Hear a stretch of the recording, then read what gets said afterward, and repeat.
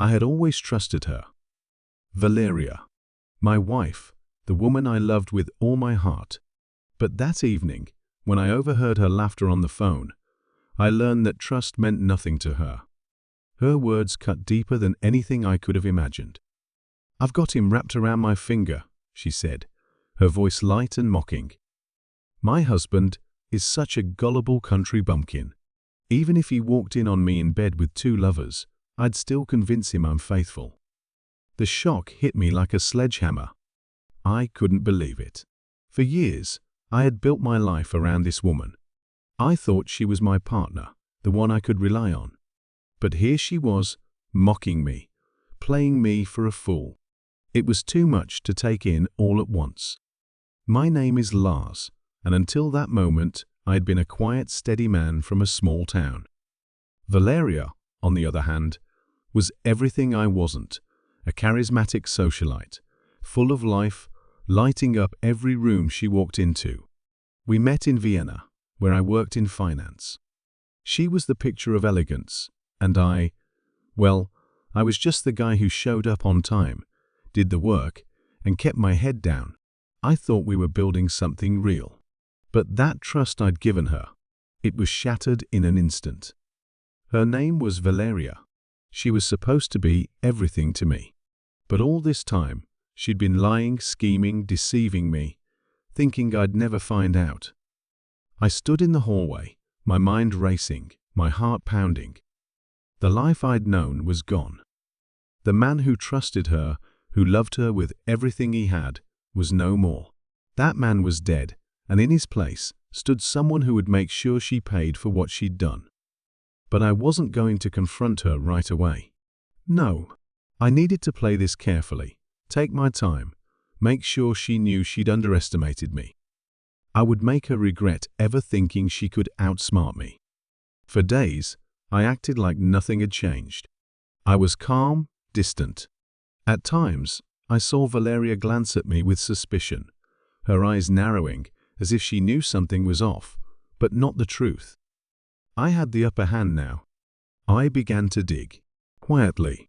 I checked her phone, her emails, her social media. It didn't take long before I found everything. Her lover Lucas, an architect with a silver tongue, had been messaging her for months. The texts were full of passion, lies, and empty promises.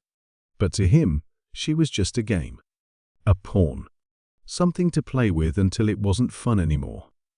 It was all right in front of me, and I had been blind to it all this time. Valeria had carefully crafted a perfect life for us, all while hiding the truth from me. The more I uncovered, the more the weight of her betrayal sunk in. But now, it was my turn. I had the cards. I had the evidence. And soon, Valeria would know what it felt like to be on the receiving end of a life turned upside down.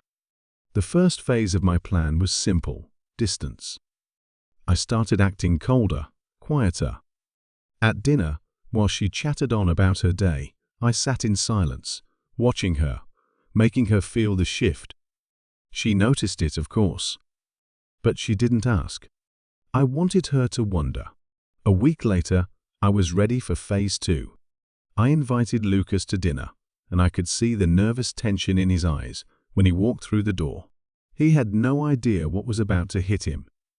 Valeria, on the other hand, was too eager, too cheerful, but she had no clue. Not yet. We had dinner, and I played it cool. The atmosphere was thick with tension. Valeria couldn't meet my eyes, and Lucas was shifting uncomfortably in his seat. The stage was set, and I was ready. After dessert, I leaned forward, my gaze locking with Lucas's. I saw the color drain from his face. "So, Lucas," I began, my voice cold, deliberate.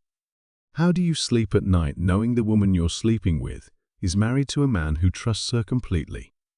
Valeria froze, her eyes widening with shock. Lucas stammered, trying to play it off, but the damage was done. I slid my phone onto the table, letting the messages speak for themselves. "I think we both know," I said softly. "You and Valeria have been having an affair for months. You didn't think I'd find out, did you?" Valeria jumped to her feet, her chair scraping against the floor. "Lars, please, this isn't what you think," she pleaded. "I can explain." But it was too late. The words were out, and her world came crashing down. She begged for forgiveness, told me it had been a mistake, that she was sorry. But it didn't matter. I wasn't the man I used to be. Lucas, on the other hand, floundered. He tried to apologize, tried to smooth things over, but nothing he said mattered anymore.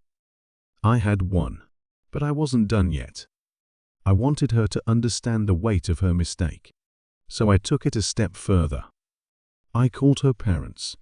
I sent a message to Lucas's wife, exposing the affair.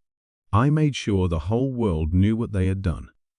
By the time the dust settled, Valeria was no longer the woman I had married.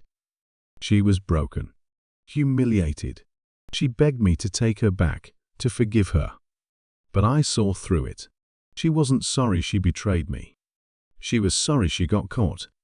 As for me, I walked away from the wreckage. Stronger, wiser, more at peace than I had ever been. Revenge, I realized, wasn't about anger. It was about justice. It was about reclaiming control over my life and showing her that actions have consequences. And in the end, I knew karma always finds its way home.